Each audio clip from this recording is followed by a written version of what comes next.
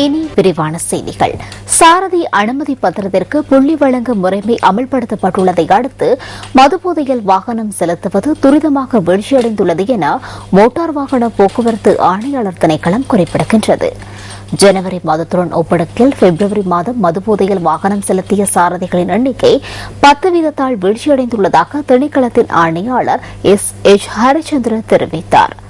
சாரதி அனுமதி பத்திரத்திற்கு புள்ளி வழங்கும் முறைமை நாட்டின் பல பகுதிகளிலும் வெற்றிகரமாக முன்னெடுக்கப்பட்டு வருவதாக அவர் தெரிவித்தார். இது தொடர்பான தகவல்கள் அனைத்தும் கணனி மையப்படுத்தப்பட்டுள்ளதாக மோட்டார் வாகன போக்குவரத்து ஆணையாளர் திணைக்களம் தெரிவித்துள்ளது. இதற்கமைய தொடர்ந்து தவறு இழைக்கின்ற சாரதிகளை இலகுவாக இனங்காண முடியும் என திணைக்களத்தின் ஆணையாளர் குறிப்பிட்டார். அவ்வாறான 3 சாரதிகள் இதுவரை அடையாளம் காணப்பட்டுள்ளதுடன் அவர்களுக்கு எதிராக கடும் சட்ட நடவடிக்கை எடுக்கப்பட உள்ளதாக அவர் மேலும் கூறினார்.